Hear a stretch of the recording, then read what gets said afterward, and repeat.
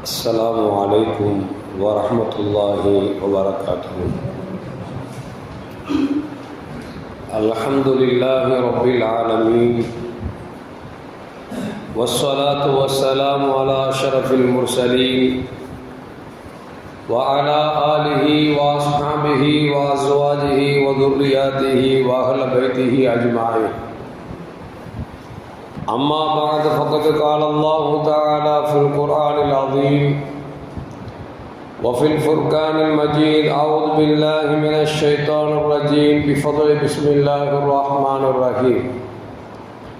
وأن المساجد لله فلا تدعوا مع الله أحدا. صدق الله العلي العظيم. قال نبينا محمد رسول الله صلى الله عليه وسلم: إذا دخل أحدكم المسجد فليقل اللهم افتح لي أبواب رحمتك، وإذا خرج فليقل اللهم إني أسألك من فضلك، أو كما قال عليه الصلاة والسلام. رضينا بالله ربا وبالإسلام دينا وبمحمد صلى الله عليه وسلم نبيا ورسولا. يا سيدي يا رسول الله خذ بيدي قلت حيلتي أدركني يا شفيع المذنبين.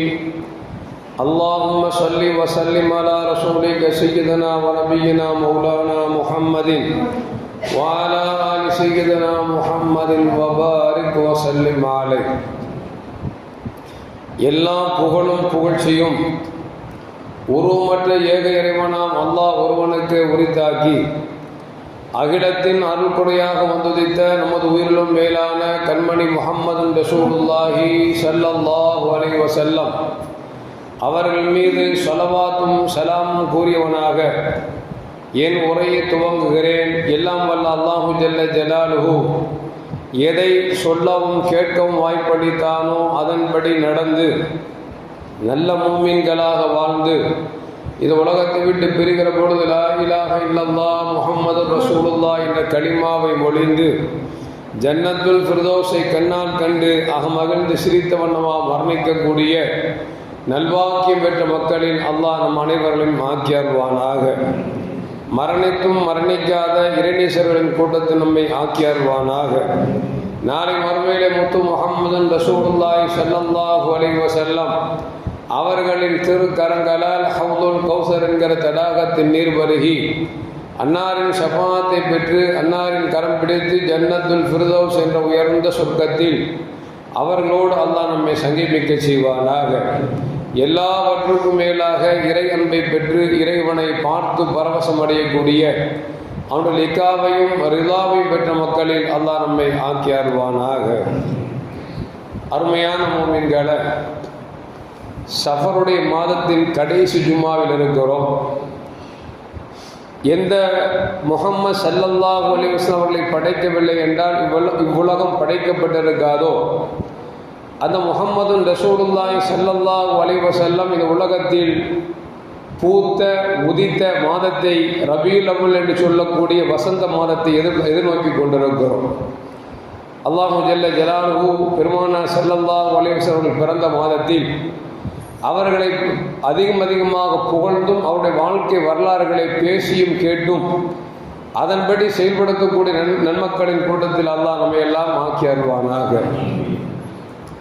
அருமையான மூமின்களை, கண்மணி முஹம்மது ரசூலுல்லாஹி ஸல்லல்லாஹு அலைஹி வஸல்லம் அவர்கள் இந்த உலகத்தில் பிறந்து இந்த வருடத்தை நாம் நினைவு கூர்ந்தோம் என்று சொன்னால் 1500 வருடங்கள் சரியாக ஆன ஒரு வருடத்தை நம்மளாம் இருந்து கொண்டிருக்கிறோம். அல்லாஹு ஜல்ல ஜலால் நமக்கு நீண்ட ஆயுளை கொடுத்து அந்த ஆயுள் இருக்கும் காலமெல்லாம் முஹப்பத் ரசூல் என்று சொல்லக்கூடிய நபியை நேசிக்கக்கூடிய அந்த நேசத்தையும் அந்த நேசத்தின் வெளிப்பாடாக எந்த மார்க்கத்தை விட்டு சென்றார்கள் மார்க்கத்தை முழுமையான முறையில் பின்பற்றக்கூடிய நல்ல மூமின்களின் கூட்டத்தில் நம்ம எல்லாம் ஆக்கி அருள்வானாக. அருமையான மூமின்களை, அல்லாஹு ஜல்ல ஜலாலு உலகத்தில் முதலாக தோற்றுவித்த ஒரு இல்லம் என்று சொன்னால் காபா என்று சொல்லக்கூடிய இல்லம். அல்லாஹ்வே சொல்லுவான், அவ்வள பைத்தின் உதயலின்னாஸ், மக்களுக்காக முதலாக உலகத்தில் தோற்றுவிக்கப்பட்ட இறை இல்லம் என்றால் அது காபா என்பதை அல்லாஹு ஜல்ல ஜலாலுஹு பெருமையாக பேசி காண்பிப்பார். அது மட்டுமல்ல, முஹம்மது ரசூலுல்லாஹி ஸல்லல்லாஹு அலைஹி வஸல்லம் மக்காவிலிருந்து ஏகத்துவத்தை எடுத்து சொன்னார்கள். எடுத்து சொன்ன இடத்திலெல்லாம் கல்லடிகளும் சொல்லடிகளும் நிரம்ப பெற்று இனிமேல் வாழ முடியாது என்கிற சூழலுக்கு வருகிற பொழுது முஹம்மது ரசூலுல்லாஹி ஸல்லல்லாஹு அலைஹி வஸல்லம் அவர்கள் மக்காவிலிருந்து மதீனாவுக்கு சென்றார்கள். மதீனாவுக்கு சென்று அடைவதற்கு முன்பாகவே பெருமானார் ஸல்லல்லாஹு செய்த மிகப்பெரிய நல்ல காரியம் என்னவென்று சொன்னால், அங்கு சென்றவுடன் மஸ்ஜிதுல் குபா என்று சொல்லக்கூடிய பள்ளியை நிர்மாணித்தார்கள். அந்த பள்ளிவாசல் தான் முதலாக ஜும்மா என்கிற தொழுகையும் நிலைநாட்டினார்கள் என்பது வரலாறு நமக்கு சொல்லி காட்டுகிறது. எதற்கு சொல்ல வருகிறேன் என்று சொன்னால், ஒரு பள்ளிவாசல் என்பது எதற்கெல்லாம் பயன்படுத்தப்பட்டது பெருமானார் ஸல்லல்லாஹு அலைஹி காலத்தில் என்பதை நாம் அலசி ஆராய்ந்து விட்டோம் என்று சொன்னால், பள்ளிவாசலில் இதுவெல்லாம் பேசலாமா அல்லது கூடாதா என்பதை நம்மால் விளங்கிக் கொள்ள முடியும். இன்றைக்கு சிலர்கள் பேசிக் கொள்கிறார்கள், பள்ளிவாசல் என்று சொன்னால் தொழுகையை பற்றி பேசலாம், நோன்பை பற்றி பேசலாம், ஜகாத்தை பேசலாம், ஹஜ்ஜை பேசலாம், இதற்கு அரசியலை பற்றி பேசுகிறோம் என்றெல்லாம் சிலர்கள் பேசிக் கொண்டிருக்கிறார்கள். காரணம், மார்க்க ஞானம் இல்லாதவர்கள், மார்க்க மூடர்கள் என்று கூட சொல்லலாம். பள்ளிவாசல் எதற்காக பெருமானார் ஸல்லல்லாஹு காலத்தில் பெருமானார் ஸல்லல்லாஹு பயன்படுத்தினார் என்பதை நாம் விளங்கினோம் என்று சொன்னால், பள்ளிவாசலை நாம் சரியான முறையில் நாம் பாதுகாக்கவில்லை, பள்ளிவாசலை நாம் சரியாக மக்களுக்காக பயன்படுத்தவில்லை என்பதைத்தான் நம்மால் நிதர்சனமாக உணர முடியும் என்பதை நாம் விளங்கிக் கொள்ள வேண்டும்.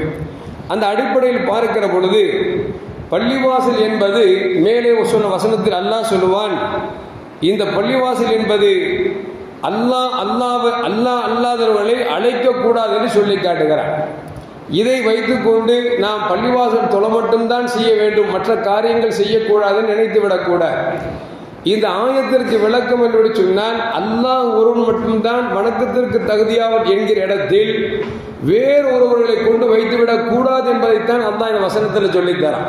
பள்ளிவாசலுங்கிறது அல்லாமத்தான் வணங்கணும், அவன் ஒருத்தன் தான், அவனுக்கு இணை துணை யாரும் இல்லை அப்படிங்கிற இடத்துல இன்னொருத்தரை கொண்டு வந்துடக்கூடாது அப்படிங்கிறத அல்லாஹ் சொல்றானே தவிர, அல்லாவை வணங்க வேண்டிய இடத்தில் நாம் மற்ற காரியங்கள் செய்யக்கூடாது என்ற அர்த்தத்தை எடுத்துக்கொள்ளக்கூடாது.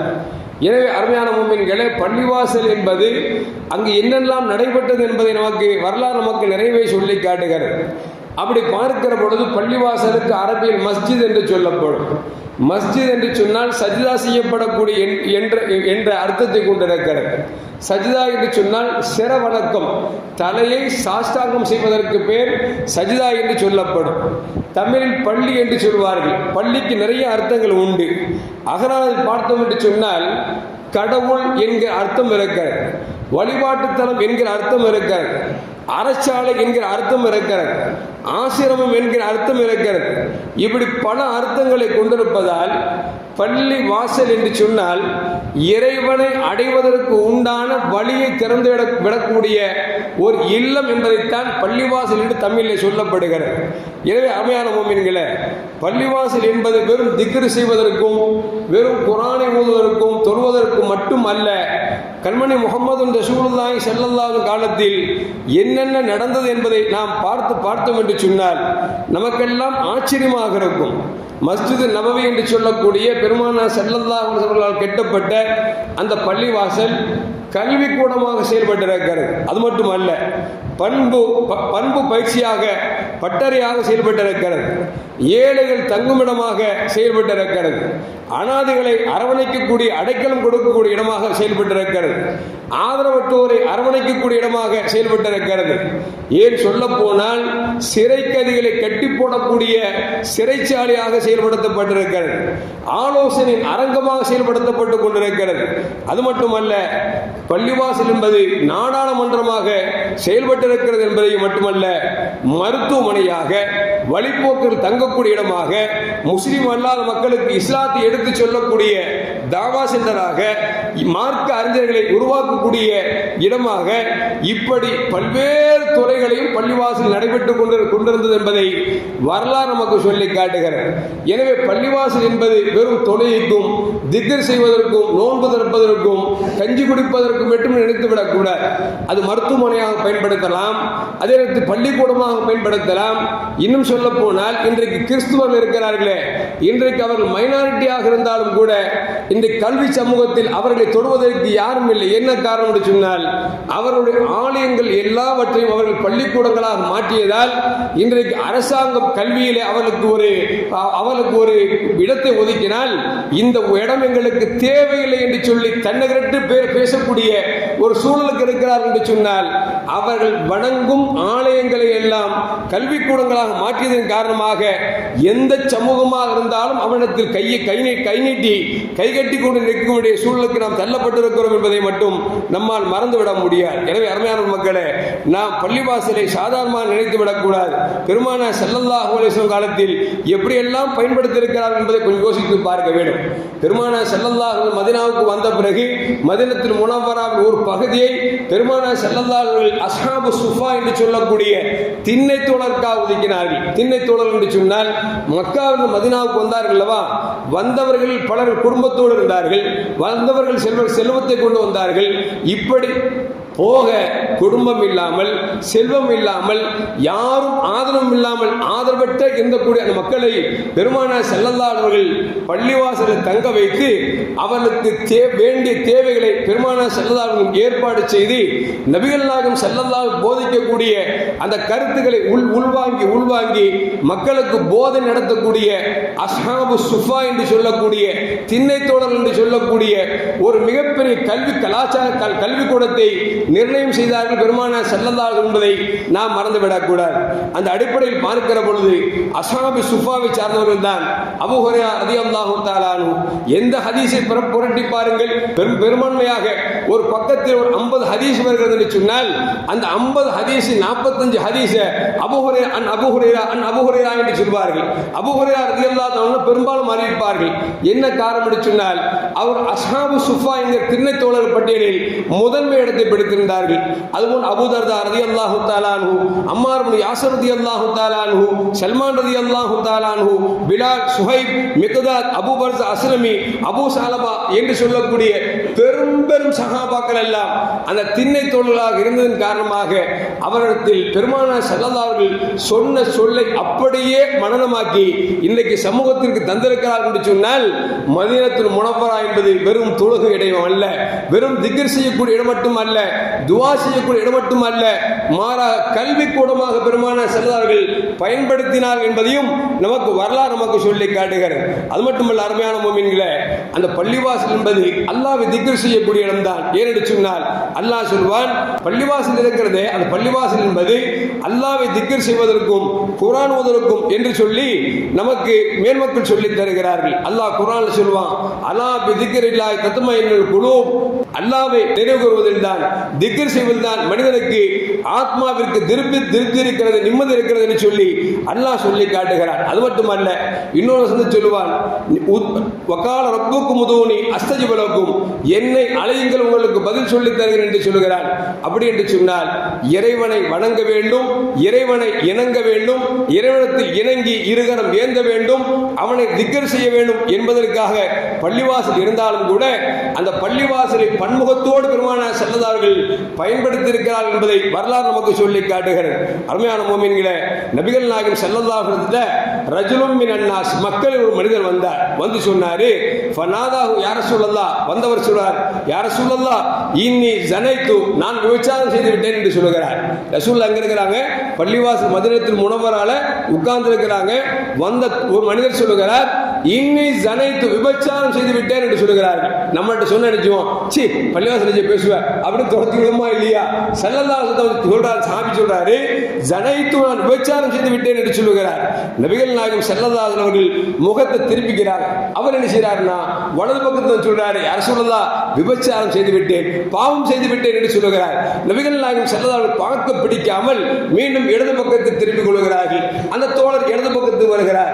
யா ரசூலல்லாஹ் குற்றம் புரிந்து விட்டேன் யார சொல்லலாம், நான் விபச்சாரம் செய்து விட்டேன் என்று சொல்லி இப்படி நாலாபுரத்திலும் பெருமானார் செல்லதார்கள் அங்கும் இங்கும் திரும்ப அந்த தோழர் விடாபடியாக பெருமானார் எங்கெல்லாம் திரும்புகிறார்களோ அங்கெல்லாம் திரும்பி சொல்லுகிறார், நான் விபச்சாரம் செய்துவிட்டேன் என்று சொல்லி நபிகள் நாயகம் ஸல்லல்லாஹு அலைஹி வஸல்லம் சொல்லுகிறார். நபிகள் நாயகம் ஸல்லல்லாஹு கேட்கிறாங்க, அப்படின்னா சாட்சி இருக்குதாப்பா அப்படிங்கும் பொழுது அவர் சொல்லுகிறார், ஆமாம் யார சொல்லலாம், 4 சாட்சிகள் இருக்கிறது என்று சொன்ன பொழுது நபிகள் நாயகம் ஸல்லல்லாஹு அலைஹி வஸல்லம் கேட்டாங்க, அபிக ஜுனூன், பைத்தியமாக உனக்கு பிடிச்சிருக்குது, விபச்சாரம் செஞ்சுட்டேங்கிற அவன் முகத்தை நம்ம முழிக்க விருப்பம் இல்லாம அங்கேயும் இங்கே திரும்புறேன், அப்பமாவது தப்பிச்சு போக வேண்டியதானே, நீ சாட்சி இருக்கான்னு கேட்டா சாட்சியும் இருக்குன்னு சொல்லி ஒத்துக்கிட்டு வந்து நிக்கிறேன்னா நீ உனக்கு பைத்தியம் பிடிச்சிருக்கா அப்படின்னு சொல்லி ஸல்லல்லாஹு அலைஹி வஸல்லம் சஹாபாக்கிட்ட கேட்கிறாங்க. அப்ப அந்த தோழர் சொல்றாரு, நான் யார சொல்றாரு, பைத்தியம்லாம் பிடிக்கல, உண்மையில தப்பு செஞ்சிட்டேன், அந்த தப்பை வருந்தி நான் உங்களிடத்தில் தண்டனை கேட்கிறேன் என்று சொன்ன பொழுது நபிகள் நாயகம் ஸல்லல்லாஹு அலைஹி வஸல்லம் சொன்னாங்க, அந்த தோழர் மது அருந்திருக்கிறாரா என்று பார்க்க சொல்லுகிறார்கள். மதுவும் அருந்தவில்லை, அவர் செஞ்சது குற்றம் என்று நிரூபித்த பொழுது நபிகள் நாயகம் ஸல்லல்லாஹு அலைஹி வஸல்லம் சொன்னாங்க, இதஹபு பிஹி ஃபர்ஜிமுஹு, அவரை கூட்டு போய் கல்லால் அடிங்க என்று சொல்லி ஸல்லல்லாஹு அலைஹி வஸல்லம் ஏவினார்கள் என்பது வரலாறு நமக்கு சொல்லி காட்டுகிறது என்று சொன்னால், பள்ளிவாசல் தண்டனை கொடுக்கக்கூடிய இடமாக நபிகள் நாயகம் ஸல்லல்லாஹு அலைஹி வஸல்லம் அந்த பள்ளிவாசலை பயன்படுத்தி இருக்கிறார்கள் என்பதும் இந்த ஹதீஸிலிருந்து நம்மால் விளங்க முடிகிறது. அது மட்டுமல்ல அருமையான முஃமின்களே, போர் கைதியாக பிடிக்கப்பட்டவர்கள் சிறைச்சாலையாக பெருமானார் ஸல்லல்லாஹு அலைஹி வஸல்லம் பள்ளிவாசலை பயன்படுத்தி இருக்கிறார்கள். இந்த ஹதீஸை அபூ ஹுரைரா ரலியல்லாஹு தஆலா அவர்கள் அறிவிக்கிறார்கள். நபிகள் நாயகம் ஸல்லல்லாஹு அலைஹி வஸல்லம் அவர்கள் காலத்தில் நஜ்திலிருந்து சிறைபிடிக்கப்பட்டார். அவர் சுமாமா என்று சொல்லக்கூடிய யமாமா நாட்டை சார்ந்தவர். சுமாமா என்பவர் சிறை கைதியாக பிடிக்கப்பட்டிருக்கிறார். பிடிக்கப்பட்ட அவரை ரசூலுல்லாஹ் சொன்னாங்க, இவர் மஸ்ஜித் நபியுடைய தூண்ல கட்டி போடுங்க அப்படின்னாங்க. சஹாபாக்கள் தூண்ல கட்டி போட்டாங்க.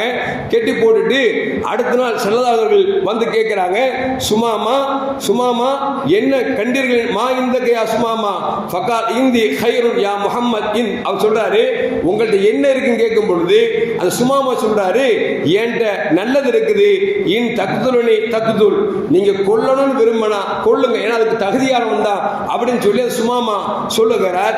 பெருமானார் ஸல்லல்லாஹு அலைஹி வஸல்லம் அவர் மீண்டும் சொல்றாரு, ஒருவேளை இறக்கப்பட்டு என் மேல் அருள்பார்வை பார்த்தீங்கன்னா அதற்கு நான் உங்களுக்கு நன்றி செலுத்தக்கூடியவனாக இருப்பேன் என்று சொல்லி ரசூலுல்லாஹி ஸல்லல்லாஹு அலைஹி வஸல்லம் அந்த கட்டி போட்ட கைதி சொல்லுகிறார்.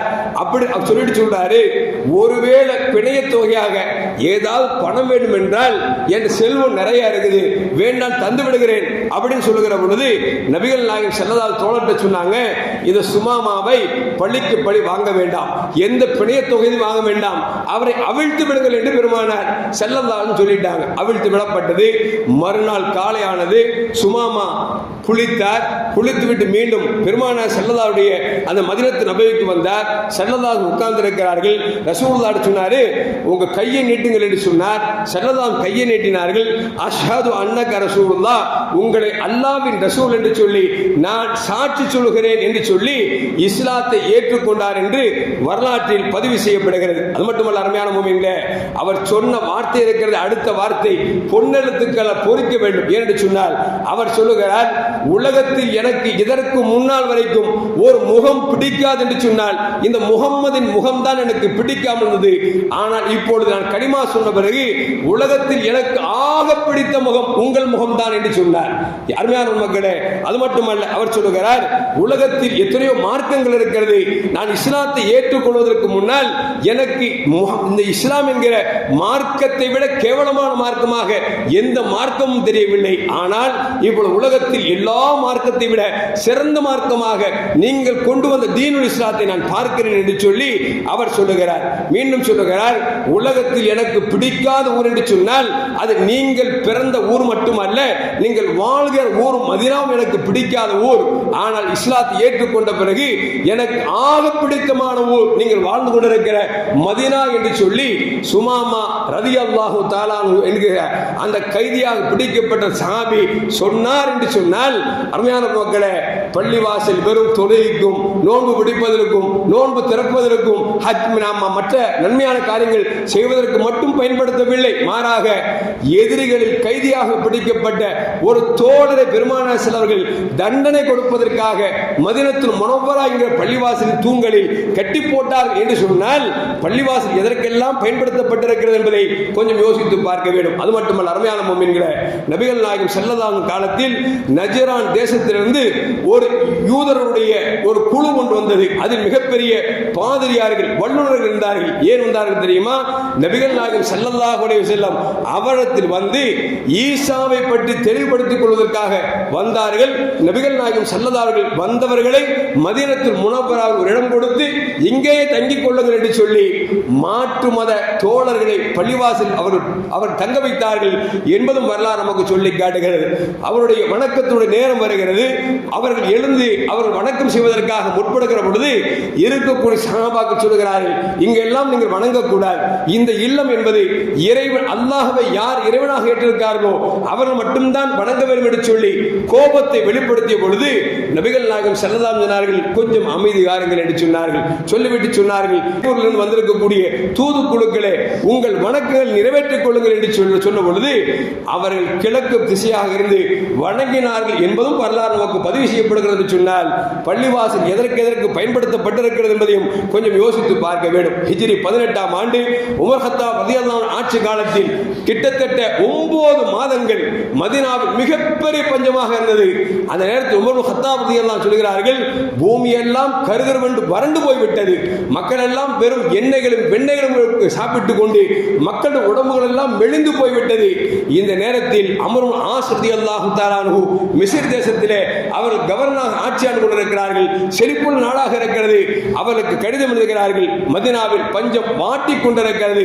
எனவே மிஸ்ரில் இருக்கக்கூடிய பொருளாதாரத்தை மதீனாவுக்கு அனுப்பி வைங்கள் என்று சொன்ன பொழுது அந்த அம்ர் இப்னு ஆஸ் ரலியல்லாஹு தஆலா அவர்கள் மதீனத்துல் முனவ்வரா என்று சொல்லக்கூடிய அந்த பள்ளிவாசலுக்கு அனுப்பி வைக்கிறார்கள்.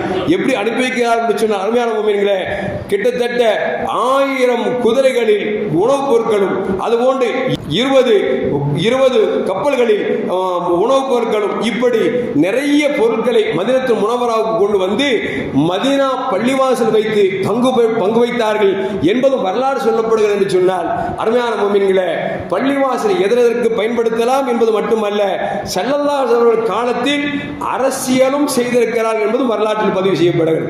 ஆனால் இன்னைக்கு அரசியல் பேசிட்டா அஜரத்துக்கு எதுக்கு தேவையில்லாமல் பேசுறாரு அப்படிங்கிறாங்க. நாம் மக்கள்கிட்ட சொல்லாம யாரும் சொல்ல முடியும்? யோசிச்சு பாருங்க. ஏன்னா அரசியல் இன்றைக்கு சாக்கடை என்று தெரிகிறது. சாக்கடையிலும் சாக்கடையாக இன்றைக்கு முஸ்லிம்களுடைய ஓட்டுகளை சின்ன பின்னமாக்கக்கூடிய, முஸ்லிம்களை நாட்டுக்கு தேவையில்லை என்று சொல்லக்கூடிய அளவிற்கு இன்றைக்கு சில கட்சிகள் வந்துவிட்டது.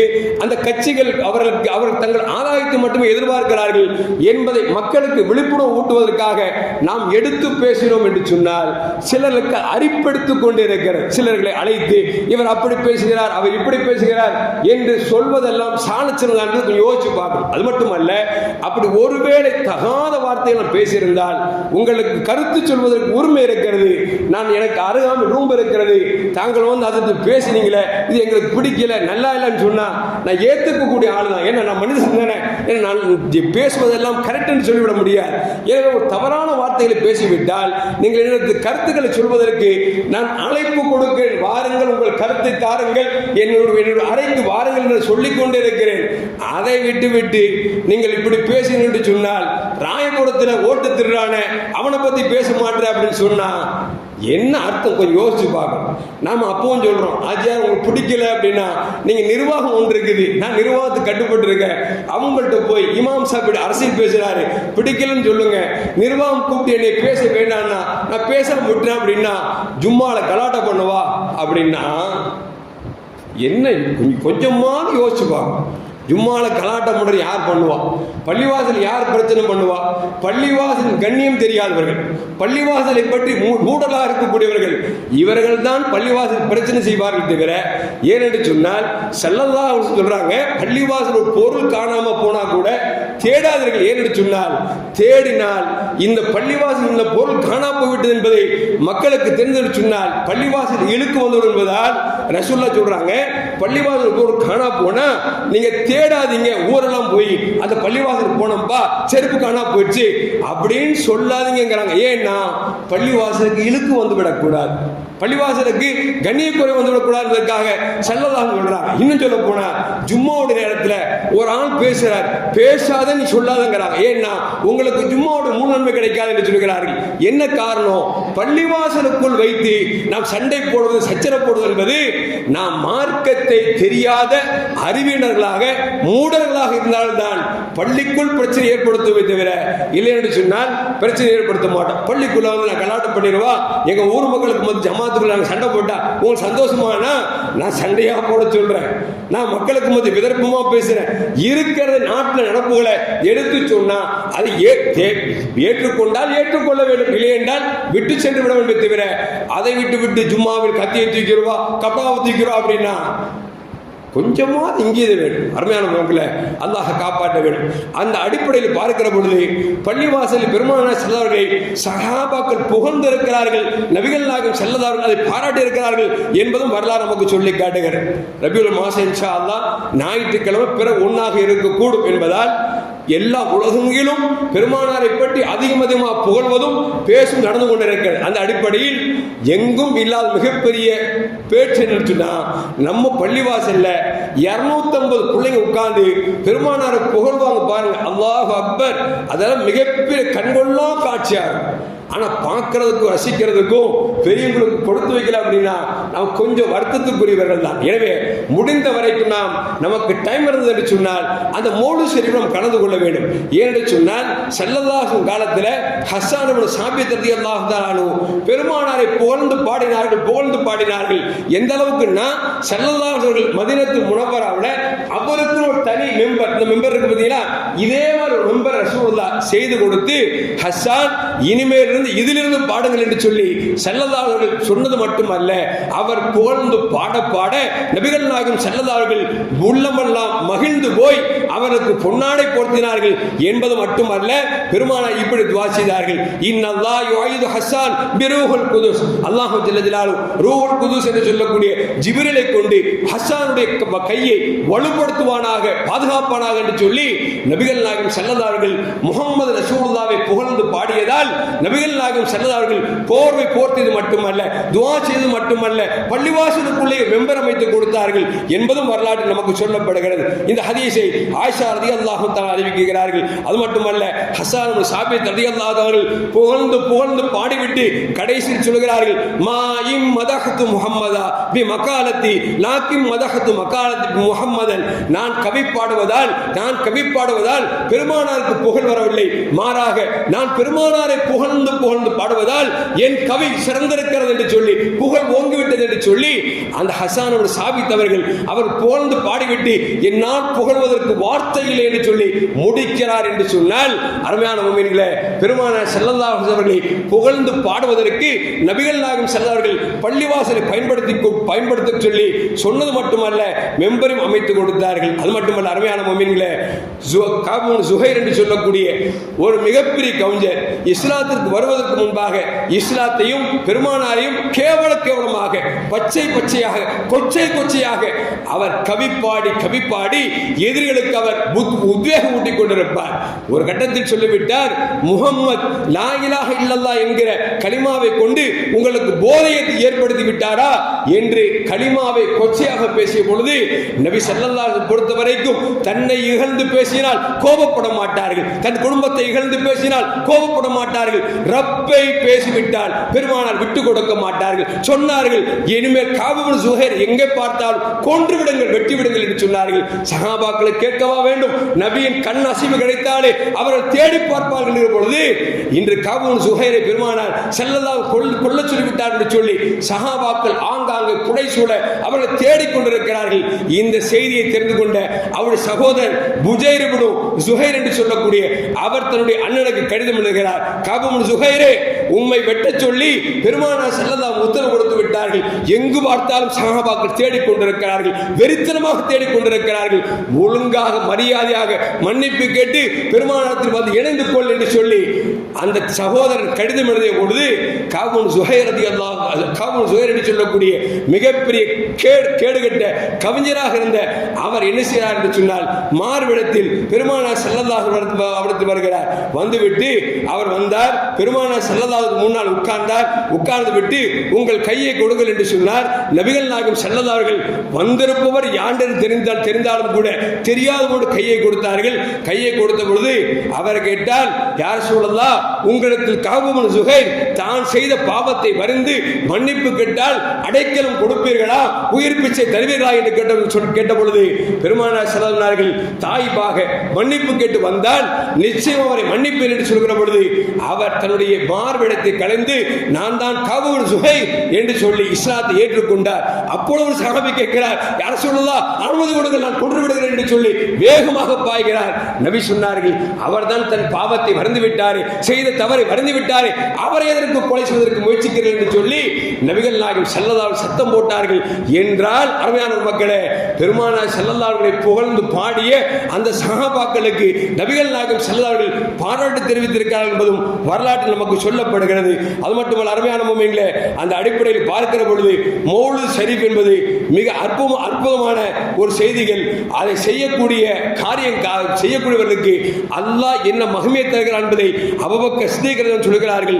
மன் அன்ஃபக திர்ஹமன் அலா கிராத் மௌலித் நபி ஸல்லல்லாஹு அலைஹி வஸல்லம் கான ரஃபீகி ஃபில் ஜன்னah, யார் ஸல்லல்லாஹு அலைஹி வஸல்லம் பிறந்த அந்த மௌலித் ஷரீஃபை ஓதுகிறார்களோ அவர் ஒரு திர்ஹத்தை செலவு செய்தால் நாளை சொர்க்கத்தில் என்னோடு இருப்பார் என்று அபூபக்கர் சித்திக் ரலியல்லாஹு தஆலா அவர்கள் சொல்லி காட்டுகிறார்கள். அது மட்டுமல்ல, உமர் இப்னு கத்தாப் சொல்கிறார்கள், மன் அல்லாஹ் மௌலித் நபி ஸல்லல்லாஹு அலைஹி வஸல்லம் நபி ஸல்லல்லாஹு பிறந்த அந்த தினத்தை யார் கண்ணியப்படுத்துகிறார்களோ ஃபகத் அஹ்யல் இஸ்லாம், அவர் இஸ்லாத்தை உயிர்ப்பித்தவராக ஆகிறார் என்று சொல்லி உமர் கத்தாப் ரலியல்லாஹு சொல்கிறார்கள். உஸ்மான் ரலியல்லாஹு சொல்கிறார்கள், மன் அன்ஃபக திர்ஹமன் அலா கிராத் மௌலித் நபி ஸல்லல்லாஹு அலைஹி வஸல்லம், யார் பெருமானார் ஸல்லல்லாஹு அலைஹி பிறந்த அன்று மௌலித் ஷரீஃபை ஓதுகிறார்களோ அவர் அதற்காக ஒரு திர்ஹம் செலவு செய்கிறார்களோ ஃபக அன்னமா ஷஹீத கஸ்வத் பத்ர், பத்ர்களத்தில் போரில் ஷஹீதானார்களே அவர்கள் நன்மை அவர்களுக்கு கிடைக்கும் என்று சொல்லி உஸ்மான் ரலியல்லாஹு சொல்கிறார்கள். சையதுனா அலி கர்ரமல்லாஹு சொல்கிறார்கள், மன் அல்லாஹ் மௌலித் நபி ஸல்லல்லாஹு அலைஹி வஸல்லம், யார் பெருமானார் ஸல்லல்லாஹு பிறப்பை கண்ணியப்படுத்துகிறார்களோ வகான சபவன் லிக்ராத்திஹி லா யக்ருஜு மினத் துன்யா இல்லா பில் அமான் வ யதுகுல் ஜன்னah பிகைரி ஹிசாப் சொல்கிறார்கள். ஒரு திர்ஹம் செலவு செஞ்சாங்கன்னா உலகத்தை விட்டு பிரிகிற பொழுது அச்சமற்றவராக பிரிகிறார். நாளை சொர்க்கத்தில் செல்கிற பொழுது கேள்வி கணக்கு இல்லாமல் சொர்க்கத்துக்கு செல்கிறார்கள் என்று சொல்லி சையதுனா அலி கர்ரமல்லாஹு சொல்லி காட்டுகிறார்கள். இப்படி எத்தனையோ வழிமாறு செய்திகள் நமக்கு தெரிய தருகிறது. ஆனா இன்னைக்கு பார்த்தோம்னா மௌலிதா அதுங்க ரசூலுல்லாஹ்வுடைய காலத்துல இருந்துச்சா, சஹாபாக்கள் காலத்துல இருந்துச்சா, இருந்துச்சுன்னு சொன்னாலும் எதுக்க மாட்டாங்க, இல்லைங்கிற விஷயத்துல விடாப்பிடியா பிடிச்சிருக்கிறாங்க. எப்படி இருக்கு அப்படின்னா, பார்வை 3 வகை இருக்குங்க. ஒன்று நல்ல பார்வை, இரண்டாவது கள்ள பார்வை இருக்கிறது, இன்னொன்று நியாய பார்வை இருக்கிறது. நல்ல பார்வை அப்படின்னா, இப்ப நான் பெத்த புள்ள நாம ராணுவ வீரர் ஆயிட்டான்னு வச்சுங்களேன், அவன் ட்ரெஸ்ஸை போட்டு அப்படி நடந்தான்னு வச்சுங்களேன், பாப்பா அப்படி பாப்பாருன்னா என் புள்ளப்பா எப்படி ராணுவ டிப் டாப்பமா போறான் பார் அப்படின்னு சொல்லி அவர் சந்தோஷமான பார்வை வைப்பார். பிடிக்காம பார்த்தான்னு வச்சுங்களேன், என்ன திமிரா நெஞ்சு நிமித்தி நடக்கிறான் பார் அப்படின்பா. அப்ப பாப்பா பார்த்த பார்வை நல்ல பார்வை, இன்னொரு ஆகாம பார்த்த பார்வை கள்ள பார்வை, இன்னொரு பார்வைக்கு நியாயமான பார்வை. அது எப்படின்னா, ராணுவம்னா இப்படிதான் இருப்பாங்கப்பா, இப்படிதான் இருக்கணும்ப்பா, அவன் ட்ரெஸ் அவன் ஷூ அவன் பார்த்தா ராணுவ ஒரு மாதிரி இருக்கு, அவன் நியாயமா யோசிப்பா பார்த்தீங்களா, அவன் நினைச்சுவான் நான் கரெக்ட் தான் அப்படின்பா. அந்த மாதிரி ஸல்லல்லாஹு அலைஹி வஸல்லம் பிரியமா இருக்கிறவங்க மௌலிதா அப்படின்னா தலைக்கு மேல தூக்கி வச்சு ஆடுவாங்க. கள்ளப்பார்வை பார்க்கிறவங்க இது சிறுக்கான விஷயமாச்சு அப்படின்னு பார்ப்பா. யதார்த்தமான பார்வை பார்க்கிறவங்களுக்கான ஸல்லல்லாஹு அலைஹி வஸல்லம் உலகத்துல வந்தாங்க, 63 வருஷம் வாழ்ந்தாங்க, எந்த விதமான பிரதிபலம் இல்லாமல் இந்த உம்மத்துக்காக உம்மத்தி என்று வாழ்ந்தார்கள். உலகத்தில் வாழுகிற பொழுது உம்மத்தி என்று வாழ்ந்தார்கள், மரணிக்கிற பொழுது உம்மத்தி என்று சொன்னார்கள்.